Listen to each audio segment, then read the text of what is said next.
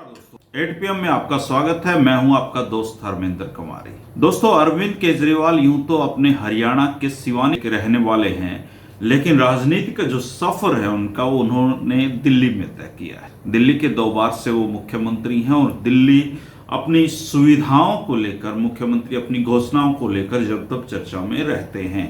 देश की सबसे मजबूत पार्टी माने जाने वाली भारतीय जनता पार्टी भी उनको दिल्ली से नहीं उखाड़ पाई और अब दिल्ली में एक कानून के चलते अरविंद केजरीवाल खुद को आहत महसूस कर रहे हैं और उनका कहना है कि अब दिल्ली में जो सारी शक्तियां हैं वो अरविंद केजरीवाल यानी कि मुख्यमंत्री के पास नहीं रहेंगी, बल्कि लेफ्टिनेंट गवर्नर के पास रहेंगी। अब लेफ्टिनेंट गवर्नर के पास रहेंगी तो अरविंद केजरीवाल जी फिर दिल्ली में क्या करें, इसलिए वो छटपटा रहे हैं दिल्ली से बाहर जाने के लिए। लेकिन अभी देश में जो दौर है वो दौर किसानों का है, किसान महापंचायतों का दौर है।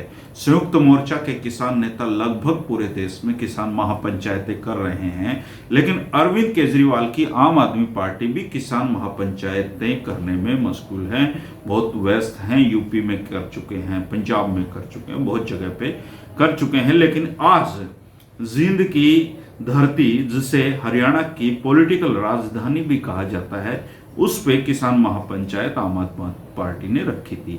हालांकि हाजिरी के लिहाज से वो एक औसत किसान महापंचायत थी, लेकिन अरविंद केजरीवाल ने वहां पर जो बोला है वो महत्वपूर्ण है और आने वाले दिनों में इस राजनीतिक जो प्रक्रियाओं के दौर से हरियाणा पंजाब गुजरेंगे, उसके लिए अरविंद केजरीवाल का ये जो कदम है वो बहुत महत्वपूर्ण है। दोस्तों, देश में इस बात की चर्चाएं प्रबल रूप से रही हैं और खुद अरविंद केजरीवाल की ये कोशिश है कि जब भी देश में प्रधानमंत्री मोदी का विकल्प ढूंढा जाए तो उस विकल्प के रूप में अरविंद केजरीवाल का नाम लिया जाए। भारत में सपने देखने पर कोई प्रतिबंध नहीं है, राजनीति तो है ही सपनों की बुनियाद पर आधारित और सपने देखना हर राजनेता का फर्ज भी बनता है, क्योंकि जो सपने देखते हैं वो आगे बढ़ते हैं। अगर अरविंद केजरीवाल इस तरह का सपना उस सूरत में देख रहे हैं जब दिल्ली की असली शक्तियां लेफ्टिनेंट गवर्नर के पास चली गई हैं, तो ऐसे में उनके पास केंद्रीय राजनीति से पहले 2 ही विकल्प बचते हैं और वो विकल्प हैं उनका अपना हरियाणा, जहां वो जन्मे थे, और पंजाब, जहां पे लोग उनको अच्छी खासी तादाद में वोट दे रहे हैं, लेकिन मुख्यमंत्री उनका फिर भी नहीं बन पा रहा है। वहां से उनके सांसद भी हैं। आने वाले समय में अरविंद केजरीवाल की राजनीति का जो फोकस है वो हरियाणा में इसलिए भी रहने वाला है क्योंकि उनको लगता है कि कांग्रेस जो पूर्व मुख्यमंत्री भूपेंद्र सिंह हुड्डा के नेतृत्व में चुनाव के बीच जाने वाली है, उसको लोग आजमा चुके हैं। 2 बार से मुख्यमंत्री मनोहर लाल खट्टर को आजमा चुके हैं। तो ऐसे में 3 तरफ से घिरा हुआ दिल्ली, उस पर हरियाणा की नजरें रहती हैं। तो आने वाले समय में हरियाणा में आम आदमी पार्टी बहुत मजबूती से कदम रखेगी और उस कदमों को एक ऐसे स्टेट के रूप में देखा जा रहा है जहां मुख्यमंत्री यानी कि अरविंद केजरीवाल अगर हरियाणा को में अपना राज्य बना सके, अपनी सरकार बना सके, तो एक ऐसा स्टेट जहां पर वो खुलकर काम कर सके। आज जींद की जिस धरती पर अरविंद केजरीवाल संबोधित कर रहे थे किसान महापंचायत को, उसी धरती पर उन्होंने जींद उपचुनाव के दौरान दिग्विजय चौटाला के लिए भी वोट मांगे थे, लेकिन वो सफल नहीं हुए थे। वहां उनको सफलता नहीं मिली थी और बहुत थोड़े समय के लिए आम आदमी पार्टी और जननायक जनता पार्टी का एक गठबंधन रहा था। लेकिन दोस्तों, किसान महापंचायतों के इस दौर में अरविंद केजरीवाल की जो राजनीति है वो कितनी सफल हो सकती है, आने वाले समय में उनकी रणनीति कैसी रहेगी, पंजाब में उनकी राजनीति किस दौर में कैसे बढ़ रही है, हरियाणा में क्या संभावनाएं हैं, इन पर चर्चा करने के लिए आज हमारे साथ एक बहुत खास मेहमान जुड़े हैं। हरिभूमि के संपादक शंभू बद्रा जी राजनीतिक मामलों के विशेषज्ञ हैं। आज हम अरविंद केजरीवाल की राजनीति को उनसे समझने की कोशिश करेंगे और ये जानेंगे कि अरविंद केजरीवाल की कितनी संभावनाएं देश के रूप में, राज्यों में बन पा रही हैं। आज हम बात करेंगे अरविंद केजरीवाल की राष्ट्रीय राजनीति, पंजाब और हरियाणा में संभावनाओं पर। आप इस मसले को, अरविंद केजरीवाल की राजनीति को बहुत लंबे समय से आप देखते आ रहे हैं। सबसे पहले तो मैं आपसे ये जानना चाहूँगा कि जो किसान महापंचायतों का दौर उन्होंने शुरू किया है, उसके क्या परिणाम, क्या संभावनाएं आप देखते हैं? देखिए, इस वक्त की जो स्थिति है कि किसान के इशू को लेकर के सभी राजनीतिक दल सक्रिय है और खास करके जो विपक्ष में जो दल हैं वो सभी दल चाहते हैं कि किसानों को अपनी तरफ करना चाहते हैं। तो केजरीवाल जी का भी ये जो प्रयास है वो उसी दिशा में है कि किसान एक बड़ा वोट बैंक है देश में, तो किसान के साथ खड़ा होकर के हम दिखाएं कि हमारी पार्टी किसान हितैषी है। और ये वो साबित करना चाहते हैं। उनके महापंचायत में जाने का जो उद्देश्य है, तात्कालिक उद्देश्य तो ये है कि आगे उनको अगर अपनी पार्टी का दिल्ली से बाहर विस्तार करना है तो एक बड़ा वोट बैंक चाहिए होगा। केजरीवाल जी की जो पार्टी है वो आंदोलन की उपज है। तो उस आंदोलन के दौरान आपने देखा होगा कि जो मध्य वर्ग था दिल्ली में, उनने बहुत ही व्यापक लेवल पर अन्ना के आंदोलन को सपोर्ट किया और केजरीवाल के आंदोलन को सपोर्ट किया। तो दिल्ली का जो वोटर है वो एक मध्य वर्ग था और उस मध्य वर्ग पे केजरीवाल जी की पार्टी ने फोकस किया और उसकी राजनीति वहाँ से शुरू हुई। लेकिन ये मध्य वर्ग पूरे देश में नहीं है। मेट्रो सिटी तक तो ठीक है, लेकिन मेट्रो से जैसे ही आप बाहर आते हैं कि आपको फिर जातिगत समीकरण है, चाहे क्लास है, जैसे किसान है या मजदूर है, वहाँ पे आपको ध्यान देना पड़ता है। तो ये उसी की एक कड़ी है और उसी दिशा में अरविंद केजरीवाल की पार्टी आगे बढ़ रही है। शंभू जी, केजरीवाल जी हरियाणा के सिवानी में जन्मे जी, और उनकी बहुत पुरानी ये इच्छा है, जब से दिल्ली में नया कानून केंद्र सरकार लेके आई है, अरविंद केजरीवाल की ये पीड़ा है, वो खुल के कह रहे हैं कि अब दिल्ली में सब कुछ एलजी होंगे, यानी कि वो जो सीएम है वो कुछ नहीं होगा। तो इन जो परिस्थितियां हैं, इनमें आप उनकी हरियाणा और पंजाब में से किस में ज़्यादा संभावनाएं आपको दिखाई देती हैं, और वो भी ऐसे समय में जब किसान आंदोलन का इतना बड़ा विस्तार है?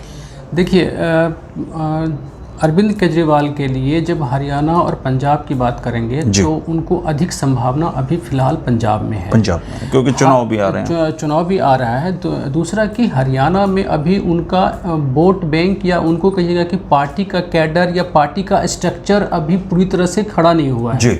हरियाणा में बीजेपी और कांग्रेस के सिवा एक दल की मतलब गुंजाइश तो है।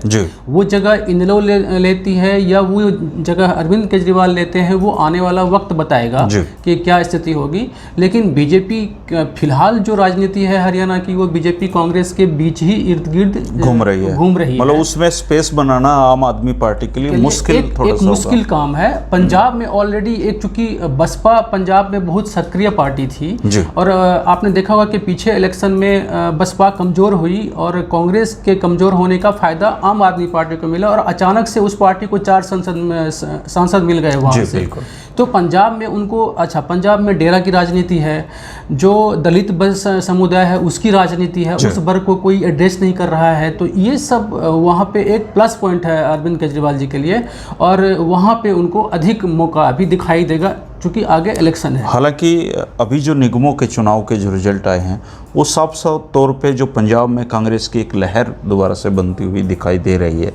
तो उस लहर की दिशा में जैसे निगमों में जिस तरह भारतीय जनता पार्टी को लोगों ने धोया है वहाँ पे, तो उसमें आम आदमी पार्टी का स्पेस भी लगभग ख़त्म होता हुआ ही उसमें दिखाई दे रहा है। इसका कारण है कि पिछले लोकसभा चुनाव में 4 सीट मिलने के बाद भी सांसदों में जो एकजुटता नहीं रही आम आदमी पार्टी की, मतलब संभाल नहीं पाए। दूसरा कि ग्राउंड पे आम आदमी पार्टी ने कोई आंदोलन नहीं खड़ा किया। जैसे कांग्रेस जैसे अभी कांग्रेस पे ट्रस्ट है पंजाब में, क्योंकि अधिकतर किसान जो है सो आंदोलन पंजाब से ही वो चल रहा है, तो कांग्रेस के प्रति उसका एक ट्रस्ट बना हुआ है और उसका रिजल्ट आपने इलेक्शन में देखा। लेकिन 2 साल बाद भी स्थिति ऐसी ही रहेगी ये नहीं कह सकते। क्योंकि जनता के मूड को बदलते बहुत वक्त नहीं लगता है। क्योंकि आप देखेंगे कि जब कांग्रेस की एंटी इनकम्बेंसी भी काम करेगी अगले इलेक्शन में कि आपने उस 5 साल में क्या किया, कितने रोजगार खड़े किया, क्या जनता को मिला। और किसान आंदोलन का भी कुछ पता नहीं है कि क्या रहने वाला है। पता नहीं, अभी मान लीजिए कब सरकार के पक्ष में जाएगी, कब सरकार के विरुद्ध में जाएगी, इसका भी कोई दिशा अभी तय नहीं है और ये कब तक चलेगा ये भी तय नहीं है। तो अभी के आधार पे अभी 2 साल बाद या 1 साल बाद जो चुनाव होगा उसको हम आकलन नहीं कर सकते अभी के आधार। लेकिन शंभू जी, राजनीति संभावनाओं का खेल है। राजनीति में लोग सपने देखते हैं, उनको पूरा करने की कोशिश करते हैं। एक सपना केजरीवाल का ये भी है कि राष्ट्रीय राजनीति में जब भी मोदी जी का विकल्प तैयार हो वो कांग्रेस नहीं बल्कि अरविंद केजरीवाल हों। तो उस दिशा में केजरीवाल कितना अभी तक बढ़ पाए हैं और कैसी संभावनाएं आप वहाँ पे देखते हैं? देखिए, जहाँ तक आप भारतीय राजनीति 1947 के बाद से 50 के बाद से अगर भारतीय राजनीति को आप देखेंगे तो राष्ट्रीय स्तर पे जो बीजेपी को जगह बनाने में कम से कम 30 से 40 साल लगे हैं राष्ट्रीय स्तर पर आने में। और बाकी इस देश में क्षेत्रीय दलों का वजूद रहा है, लेकिन राष्ट्रीय स्तर पे कोई क्षेत्रीय दल तेजी से विस्तार नहीं कर पाया है। 1 से 2 स्टेट गए, 2 से 3 स्टेट गए, इससे अधिक विस्तार नहीं कर पाए, वो स्टेट में सीमित रह गया। एक मैं देखता हूं कि बहुजन समाज पार्टी के पास आज से 10 साल पहले एक व्यापक संभावना थी राष्ट्रीय फलक पे आने का, लेकिन वो मौका उसने गंवाया राजनीतिक रूप से और अपने आप को उत्तर प्रदेश में सीमित रखा। आज के टाइम में आप देखेंगे कि अरविंद केजरीवाल जी जरूर एक अच्छा चेहरा है और दिल्ली में अच्छा काम करके देश में लोगों का विश्वास है, लेकिन इतना ही काफ़ी नहीं है। राजनीति को राष्ट्रीय स्तर पर लाने के लिए आम आदमी पार्टी को केवल एक चेहरा या एक विश्वास काफ़ी नहीं है, आपको बहुत सारे एजेंडे, बहुत सारे लोग चाहिए। और अभी आपने देखा होगा कि दिल्ली के राजनीति में अरविंद केजरीवाल का जो भरोसा है, कई साथियों ने उनका साथ छोड़ा, तो इसका मतलब बहुत बड़े बड़े लोग चले गए, बड़े लोग गए, इसका मतलब अधिक लोगों को आप जोड़ नहीं पा रहे हैं, जबकि राष्ट्रीय राजनीति के लिए आपको अधिक से अधिक आदमी, ये देखिए ये कमी बीजेपी पूरा कर रही है। बीजेपी ने सीखा इस बात को कि जो लोग आ रहे हैं सबको जोड़ना बीजेपी ने शुरू किया। राष्ट्रीय स्तर पर जब भी आए तो कोई दल ने गठबंधन किया, कोई नेता आए, सबको स्पेस दिया, इवन कि कांग्रेस के लोग भी आए तो उसको भी स्पेस दिया। तो ये दूसरे दल के लिए सबक है कि आप व्यक्तिगत राजनीति ना चलाएं या खुद को सुप्रीम ना माने, एक ऐसा सिस्टम बनाए जिसमें सबके लिए स्पेस हो, सबको काम करने का मौका मिले। तो अरविंद केजरीवाल अगर इस सब बातों पे ध्यान रखेंगे आगे, तो मे भी कि आगे चल के आम आदमी पार्टी को विस्तार मिले और लोगों में स्वीकार्यता उनकी बढ़े। लेकिन जब तक वन मैन या बॉस टाइप से पार्टी चलाएंगे तब तक एक व्यापक फलक पे आगे बढ़ना उनके लिए मुश्किल सा रहेगा।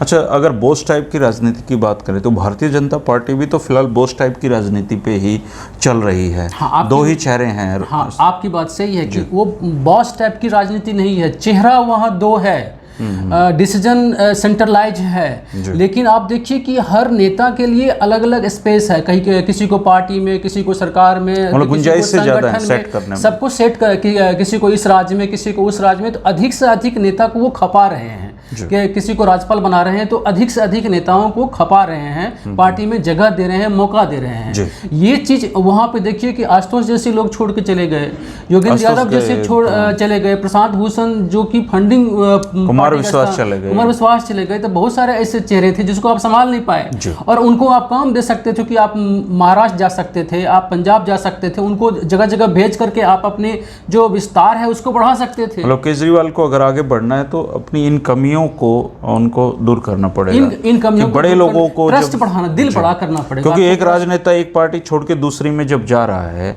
तो वो ये देखेगा कि उसका भविष्य कितना वहां। आप देखिए केजरीवाल की चूक देखिए, मतलब आम आदमी पार्टी की चूक देखिए कि पंजाब में नवजोत सिद्धू एक मौका था जी उस वक्त, बड़ा मौका, पिछले इलेक्शन में, बहुत बड़ा, और उसने वो खुद ऑफर किया कि आप मुझे मौका दीजिए। तो आज मान लीजिए उसके पास एक चेहरा होता, वहाँ पे चेहरा क्या, वहाँ पे सरकार होती है, उनकी सरकार होती, लेकिन वो समझ नहीं पाए पॉलिटिकल, मतलब आगे के लिए आपने सोचा नहीं। यहाँ मैं एक साथ एक जिक्र करना चाहूँगा कि दिल्ली में जो कानून केंद्र सरकार लेके आई है, खास करके दिल्ली में एलजी बॉस हो और दिल्ली की जो पावर सरकार की, जो एक चुनी हुई सरकार की जो पावर कम करने की बात, ये बीजेपी के अपने नीति के खिलाफ ही है। बीजेपी ने खुद ही कभी मांग की थी कि दिल्ली को पूर्ण राज का दर्जा हम देंगे जब मेरी सरकार आएगी, और अब जो है कि उल्टे एक चाइनीज सरकार की आप पावर कम कर रहे हैं, तो इसका मतलब ये ट्रेंड अच्छा नहीं। हालांकि जब जम्मू कश्मीर में पावर कम की गई थी, उसका विखंडन किया गया था, तो केजरीवाल ने स्वागत किया था इसका। हाँ, उमर अब्दुल्ला ने तो उन पे चुटकी भी ली है कि आप तब स्वागत कर रहे थे, तब स्वागत कर रहे थे, लेकिन जम्मू कश्मीर का केस दिल्ली का केस नहीं है। ये आपको मानना पड़ेगा कि जम्मू कश्मीर में लद्दाख को आपने अलग किया, ये है कि जम्मू कश्मीर सामरिक दृष्टि से, दूसरा केस जम्मू कश्मीर को केंद्र शासित प्रदेश बनाना तुरंत जरूरी नहीं था।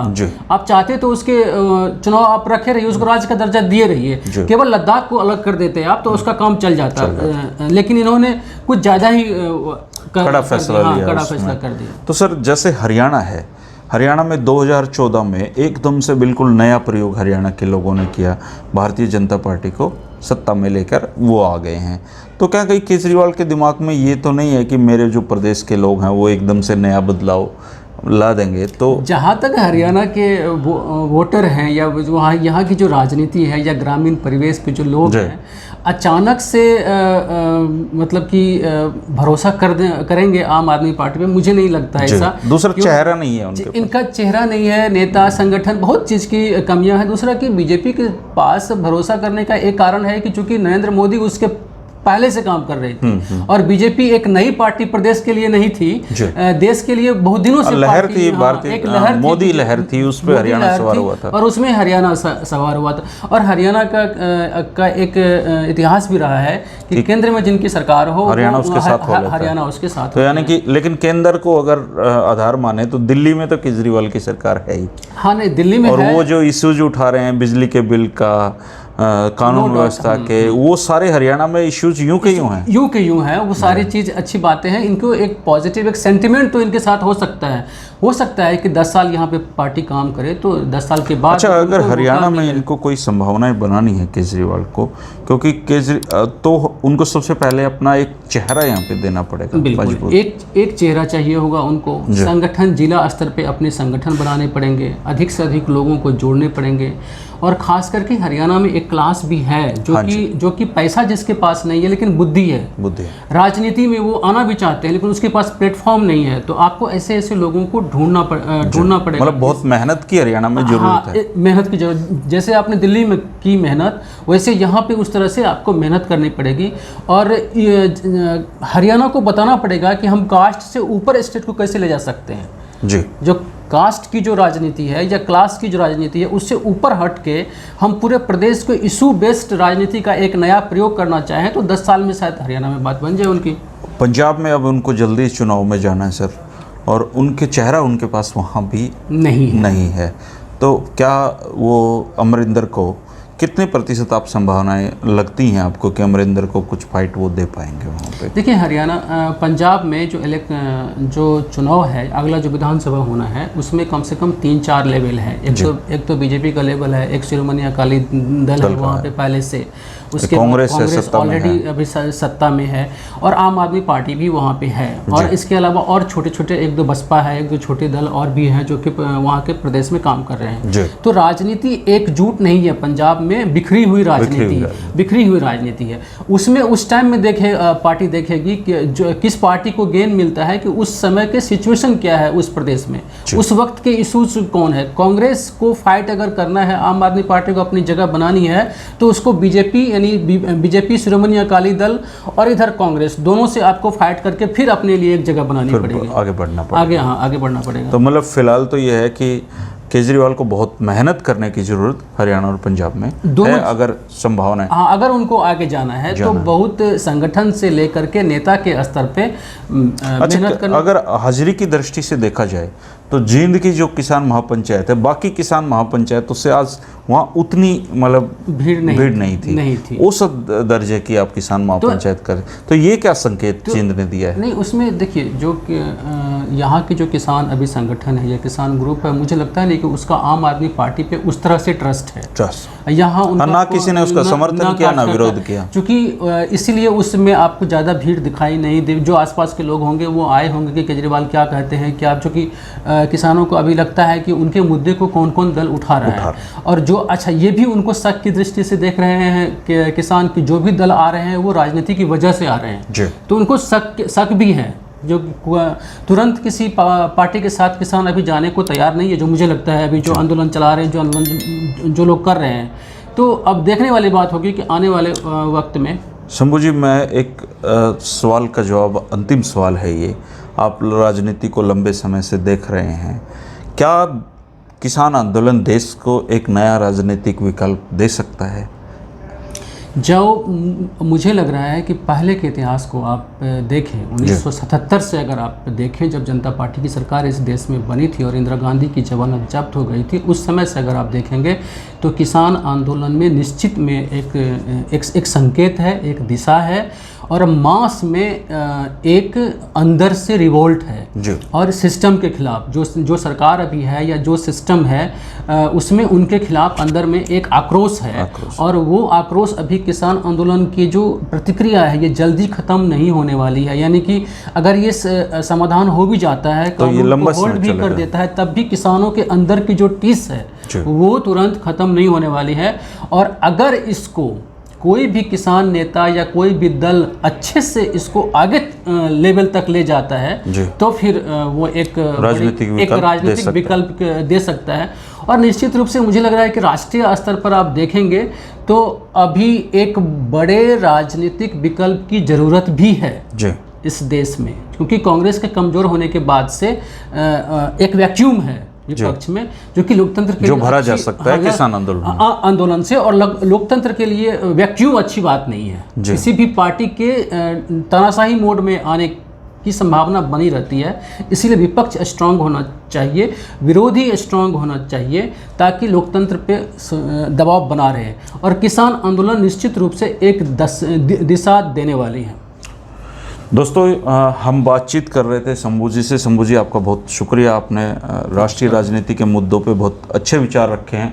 दोस्तों मैं आपके कमेंट चाहूँगा कि हरियाणा और पंजाब में केजरीवाल की कितनी संभावनाएं आप देखते हैं।